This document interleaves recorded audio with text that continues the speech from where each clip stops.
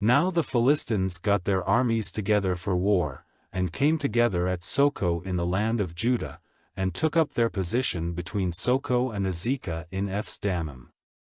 And Saul and the men of Israel came together and took up their position in the valley of Elah, and put their forces in order against the Philistines.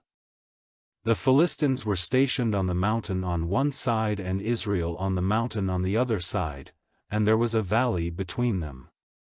And a fighter came out from the tents of the Philistines, named Goliath of Gath. He was more than 6 cubits tall, and he had a headdress of brass on his head, and he was dressed in a coat of metal, the weight of which was 5,000 shekels of brass. His legs were covered with plates of brass, and hanging on his back was a javelin of brass. The stem of his spear was as long as a clothworker's rod, and its head was made of 600 shekels weight of iron, and one went before him with his body cover. He took up his position and in a loud voice said to the armies of Israel, "Why have you come out to make war? Am I not a Philistine and you servants of Saul? Send out a man for yourselves and let him come down to me. If he is able to have a fight with me and overcome me, then we will be your servants, but if I am able to overcome him, then you will be our servants and do work for us." And the Philistine said, "I have put to shame the armies of Israel this day, give me a man so that we may have a fight together." And Saul and all Israel, hearing those words of the Philistine, were troubled and full of fear. Now David was the son of that Ephrathite of Bethlehem Judah named Jesse, who had 8 sons, and he was an old man in Saul's day, and far on in years. And the 3 oldest sons of Jesse had gone with Saul to the fight. The names of the 3 who went to the fight were Eliab, the oldest, and Abinadab the second, and Shammah the third. And David was the youngest, and the 3 oldest were with Saul's army. Now David went to and from Saul, looking after his father's sheep at Bethlehem. And the Philistine came near every morning and evening for 40 days. And Jesse said to his son David, "Take now for your brothers an ephah of this dry grain and these 10 cakes of bread, and go quickly with them to the tents to your brothers, and take these 10 cheeses to the captain of their 1,000, and see how your brothers are and come back with a sign to say how they are." Now Saul, and they, and all the men of Israel were in the valley of Elah, fighting with the Philistines. And David got up early in the morning, and, giving the sheep into the care of a keeper, took the things and went as Jesse had said, and he came to the lines where the carts were, when the army was going out to the fight giving their war cry. And Israel and the Philistines had put their forces in position, army against army. And David gave his parcels into the hands of the keeper of the army stores, and went running to the army and came to his brothers to get knowledge about them. And while he was talking to them, the fighter, the Philistine of Gath, Goliath by name, came out from the Philistines' lines and said the same words, in David's hearing. And all the men of Israel, when they saw him, went in flight, overcome with fear. And the men of Israel said, "Have you seen this man? Clearly he has come out to put shame on Israel, and it is certain that if any man overcomes him, the king will give that man great wealth, and will give him his daughter, and make his father's family free in Israel."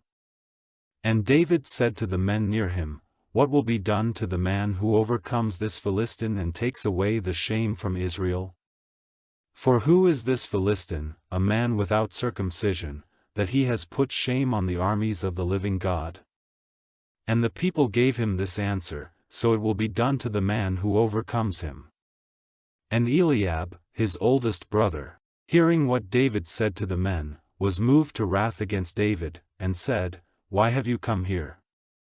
Into whose care have you given that little flock of sheep in the waste land? I have knowledge of your pride and the evil of your heart, you have come down to see the fight." And David said, "What have I done now? Was it not only a word?" And turning away from him to one of the other men, he said the same words, and the people gave him the same answer.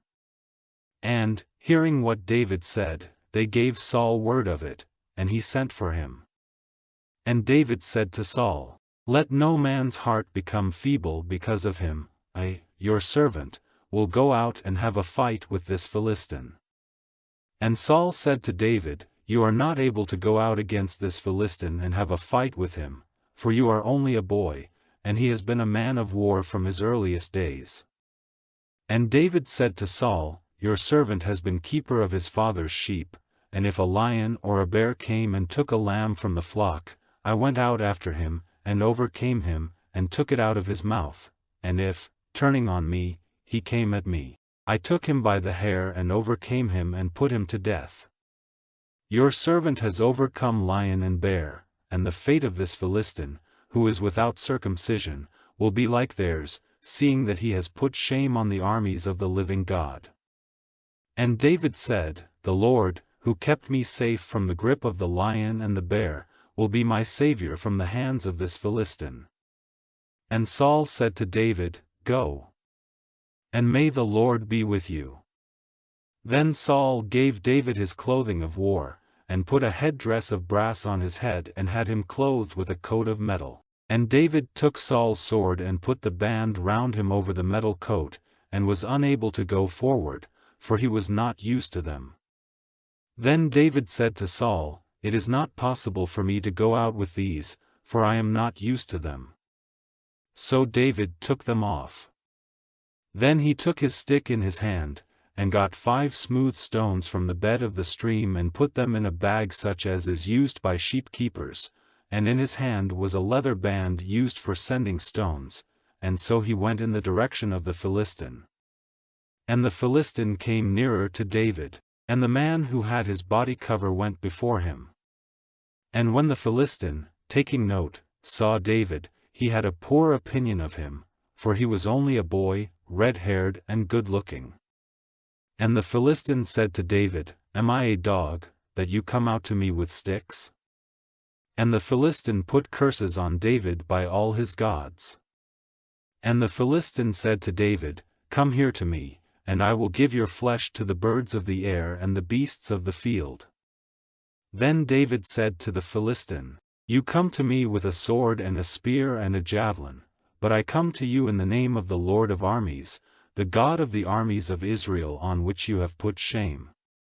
This day the Lord will give you up into my hands, and I will overcome you, and take your head off you, and I will give the bodies of the Philistine army to the birds of the air and the beasts of the earth today, so that all the earth may see that Israel has a God, and all these people who are here today may see that the Lord does not give salvation by sword and spear, for the fight is the Lord's, and he will give you up into our hands." Now when the Philistine made a move and came near to David, David quickly went at a run in the direction of the army, meeting the Philistine face to face. And David put his hand in his bag and took out a stone and sent it from his leather band straight at the Philistine, and the stone went deep into his brow, and he went down to the earth, falling on his face. So David overcame the Philistine with his leather band and a stone, wounding the Philistine and causing his death, but David had no sword in his hand. So running up to the Philistine and putting his foot on him, David took his sword out of its cover, and put him to death, cutting off his head with it. And when the Philistines saw that their fighter was dead, they went in flight. And the men of Israel and of Judah got up, and gave a cry, and went after the Philistines as far as Gath and the town doors of Ekron. And the wounded of the Philistines were falling down by the road from Shaaraim all the way to Gath and Ekron. Then the children of Israel came back from going after the Philistines, and took their goods from the tents. And David took the head of the Philistine to Jerusalem, but the metal wardress and the arms he put in his tent.